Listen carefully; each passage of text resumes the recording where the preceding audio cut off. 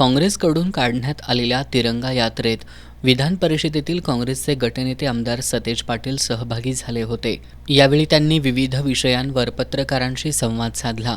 दहशतवाद मोडून काढण्यासाठी सैन्य दल जे पाऊल उचलेल त्याला काँग्रेसचा पाठिंबा असेल, त्यामुळे सैन्य दलाच्या सन्मानार्थ काँग्रेसकडून आम्ही तिरंगा यात्रा काढत असल्याचं त्यांनी सांगितलं। पहलगाम हल्ल्यानंतर भाजपकडून सातत्यानं काँग्रेसवर टीका करण्यात येत असल्यानं यावर बोलताना त्यांनी जे सत्य आहे ते जनतेसमोर आलं पाहिजे असं सांगितलं। काँग्रेसचे नेते राहुल गांधी त्याचबरोबर काँग्रेसचे अध्यक्ष मल्लिकार्जुन खरगे यांनी काही प्रश्न संसदेत उपस्थित केलेत। विशेष अधिवेशन बोलवण्याची काँग्रेसची मागणी आहे, यावर भाजपनं बोललं पाहिजे। राज्याचे मुख्यमंत्री देवेंद्र फडणवीस यांच्याकडून काँग्रेसवर होत असलेल्या टीकेवर बोलताना त्यांनी काँग्रेसवर टीका करून पहलगाम हल्ल्याचा विषय दुसरीकडे घेऊन जाण्यापेक्षा त्यांनी मूळ विषयावर बोलावं असा टोला त्यांनी लगावला।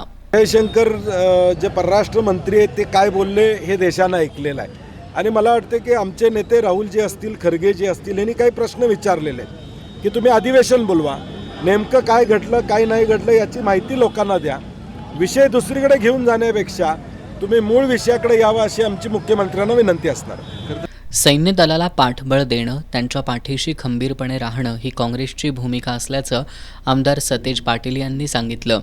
शस्त्रसंधी देशाच्या पंतप्रधानांनी जाहीर करणं गरजेचं असताना अमेरिकेचे राष्ट्राध्यक्ष भारत पाकिस्तानमधील शस्त्रसंधी जाहीर करतात, हे दुर्दैवी आहे। जनतेसमोर ही सर्व माहिती आली पाहिजे। या मुद्द्यावर लोकसभेत देखील चर्चा झाली पाहिजे। शस्त्रसंधीबाबत जे निर्णय घेण्यात आलेत ते उघडपणे सांगितले पाहिजेत। पहलगाम हल्ल्याचं राजकारण करून भाजपकडून गांधी परिवारावर होत असलेली टीका दुर्दैवी असल्याचं त्यांनी सांगितलं। गांधी परिवाराचं देशासाठीचं बलिदान संपूर्ण जनतेला माहिती आहे। हे पुसून टाकण्यासाठी भाजपकडून सातत्यानं गांधी परिवार आणि काँग्रेसवर टीका होतीये। मात्र देशातील जनता सुज्ञ आहे। खरं काय आणि खोटं काय हे जनतेला माहिती आहे असं त्यांनी सांगितलं। या परिवाराचं बलिदान माहीत आहे, या देशासाठी केलेलं कार्य माहीत आहे, काँग्रेस पक्ष म्हणून केलेलं काम असेल किंवा स्वातंत्र्यपूर्व काळापासून केलेलं योगदान असेल, हे कुठंतरी पुसून टाकण्याचा प्रयत्न आहे। परंतु शेवटी या देशातली जनता सुज्ञ आहे, खरं काय आणि खोटं काय हे या देशातल्या जनतेला कळतं। देशाच्या सैनिकांनी जीवाची बाजी लावून पाकिस्तानला चोख प्रत्युत्तर दिले। मात्र भाजपचे काही मंत्री सैनिकांच्या प्रति आक्षेपार्ह विधान करतायत। भाजपचे मंत्री विजय शहा यांचं विधान पाहता भाजपनं त्यांचा मंत्रिपदाचा राजीनामा घेणं अपेक्षित होतं। मात्र केवळ सैनिकांच्या प्रति भावना दाखवण्यासाठी भाजपकडून तिरंगा रॅली काढण्यात येते। आम्ही मात्र प्रत्यक्ष सैनिकांच्या सोबत आहोत असं त्यांनी सांगितलं।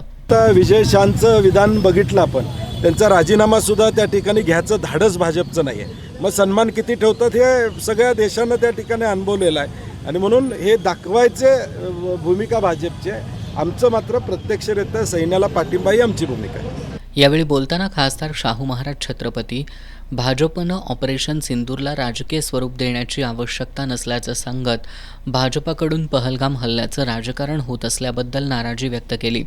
दहशतवादी हल्ल्यामागील सर्व सत्य बाहेर आलं पाहिजे। संसदेच्या विशेष अधिवेशनाची मागणी काँग्रेसनं केली आहे, मात्र त्याला अद्यापही तारीख मिळाली नसल्याचं त्यांनी सांगितलं। प्रश्न विचारणे हे काही चुकीचं नाही आहे, सगळं सत्य बाहेर यायला पाहिजे।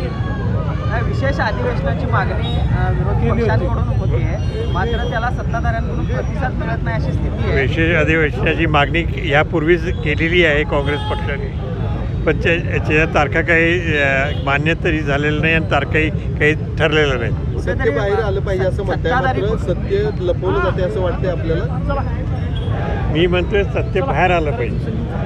या तिरंगा यात्रेमध्ये प्रत्येक काँग्रेसच्या कार्यकर्त्यांनी हातात तिरंगा घेत भारत माता की जयच्या घोषणा देत एक प्रकारे सैनिकांचंही मनोधैर्य वाढवण्याचं काम केलंय।